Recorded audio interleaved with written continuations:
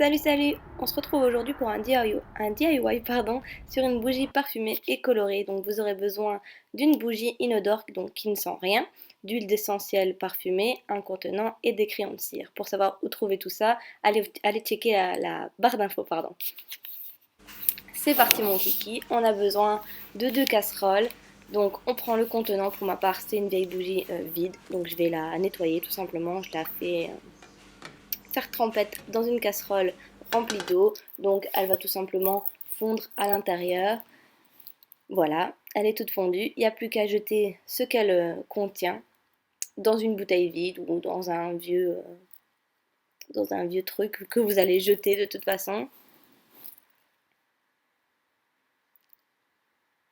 Assurez-vous de ne pas vous brûler puisque c'est très chaud, c'est pour ça que moi j'ai utilisé un chiffon pour tenir la bougie parce que franchement ça brûle.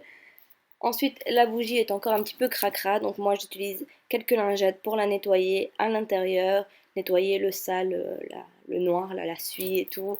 Voilà, c'est pas très jojo, donc je nettoie tout ça avec des lingettes et ça marche très bien, voilà, rien de plus simple.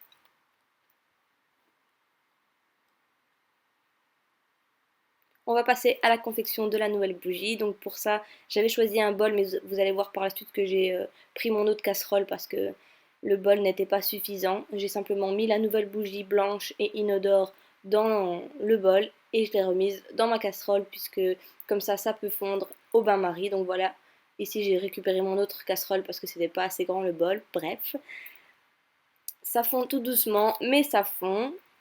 J'ai rajouté la moitié d'un crayon de cire, donc une pastel en fait. Un pastel, pardon. On m'a fait la remarque qu'on dit un pastel. Je suis désolée, à chaque fois je dis une, je sais pas pourquoi.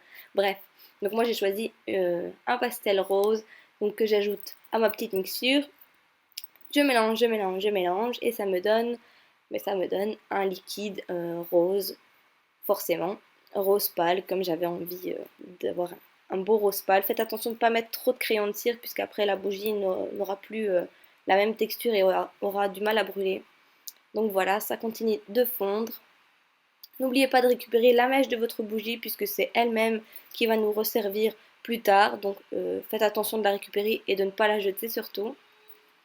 J'ajoute ensuite mon huile parfumée, donc moi j'ai choisi de l'huile parfumée au melon et ça sent super bon franchement. Si vous pouvez la trouver, je vous la conseille parce qu'elle sent trop bon. Celle-ci vient de chez Action, mais j'ai vu qu'à la foire fouille on peut en trouver plein plein plein, même au coton et tout, donc je pense qu'on peut se la jouer un petit peu Yankee Candle, pardon, avec Clean Coton ou je sais pas moi. Enfin bref.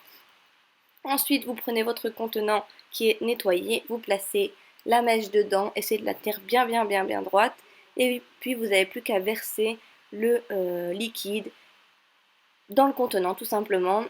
Au lieu de faire comme moi j'ai fait et tenir la mèche, je vous conseille de pardon, j'arrive plus à parler du tout, c'est pas possible. Je vous conseille de l'enrouler autour d'un bâton et de la faire tenir et puis de verser le liquide, ça sera plus simple pour vous, mais moi j'ai pas pensé à ça sur le coup, je suis un peu blonde. Donc voilà, comme ceci en fait, vous mettez le ballon, non, le bâton et vous enroulez la mèche autour pour la faire tenir bien droite et qu'elle ne bouge pas quand vous versez le liquide à l'intérieur du contenant. Ensuite, il reste plus qu'à laisser sécher la bougie, soit dans une casserole d'eau froide pour qu'elle refroidisse, soit à l'air libre, soit dans le frigo, avec toujours le bâton qui tient la mèche bien droite pour pas que la mèche bouge en fonction de la bougie. Et puis, une fois qu'elle est sèche, vous n'avez plus qu'à l'allumer et à regarder la beauté de votre nouvelle bougie que vous avez fabriquée vous-même et à sentir sa bonne odeur que vous avez choisie vous-même. Voilà, j'espère que ce petit tuto vous aura plu, ce petit DIY vous aura plu. En tout cas, moi j'étais super enchantée de vous le tourner. J'espère que ça vous servira. N'hésitez pas à me dire ce que vous en pensez dans la barre de commentaires. Et n'oubliez pas d'aller checker la barre d'infos pour savoir où j'ai trouvé tous mes produits. Voilà, je vous fais de gros bisous et je vous dis à bientôt. Bye bye!